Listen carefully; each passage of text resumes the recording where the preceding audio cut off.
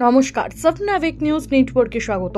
রাতভর নিখোঁজ থাকার পর লোকসভা নির্বাচনের দ্বিতীয় দফার ভোটের দিন বিজেপি কর্মীর দেহ উদ্ধারকে কেন্দ্র করে তীব্র চাঞ্চল্য ছড়ালো ময়নার বাগচা গোড়ামাহাল এলাকায়।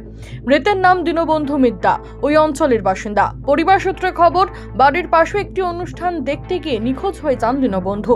অবশেষে তার পরিবারের লোকজন গতকাল ময়না থানাতে নিখোঁজের অভিযোগ দায়ের করতেই তদন্তে নামে পুলিশ।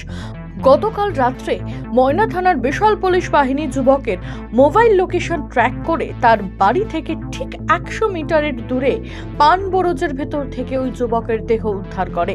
মৃত ওই যুবকের পরিবারের অভিযোগ, বিজেপি করায় তাদের ছেলেকে খুন করা হয়েছে। উনি কোনো রাজনীতির সঙ্গে যুক্ত ছিল?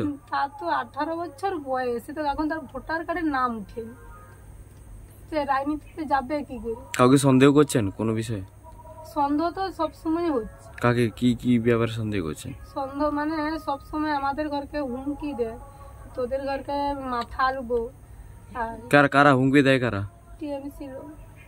আর আমাকে তো প্রচুর গালাগালি দেয়। কারা হুমকি দেয়? কারা জোরে বলুন। টিএমসি লোক।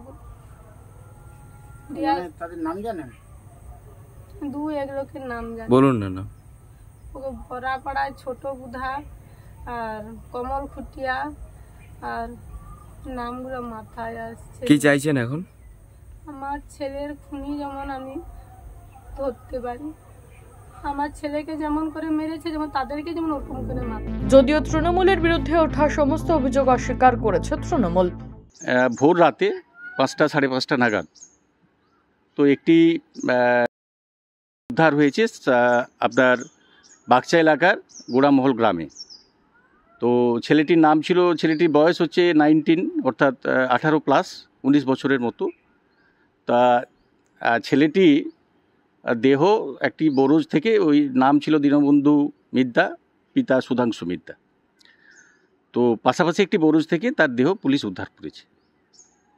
এটা নিয়ে নিশ্চিতভাবে আমি দলের পক্ষ থেকে বলবো, তৃণমূল কংগ্রেসের পক্ষ থেকে, যে এই বিষয়ে দল একেবারেই জড়িত নয়, বা দলের কোনো স্থানীয় নেতা কর্মী সমর্থক কেউই জড়িত নয়। কিন্তু বিষয়টাকে নিয়ে রাজনৈতিক রং চড়ানোর চেষ্টা চলছে।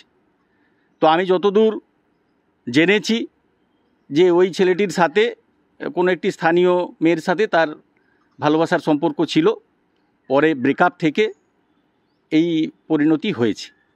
তো আমি বলবো যে ইলেকশন কমিশনের আন্ডারে পুলিশ কাজ করছে। তো পুলিশ নিরপেক্ষভাবে তদন্ত করুক, যে বা যারা দোষী তার শাস্তি হোক, এটা আমি দলের পক্ষ থেকে চাইছি, এবং এই ব্যাপারে যতটুকু সাহায্য সহযোগিতার দরকার আছে নিশ্চিতভাবে আমরা করব। ঘটনাকে কেন্দ্র করে তীব্র চাঞ্চল্য ছড়িয়েছে এলাকা জুড়ে। মদন মাইতি, সাবনাভিক নিউজ, পূর্ব মেদিনীপুর।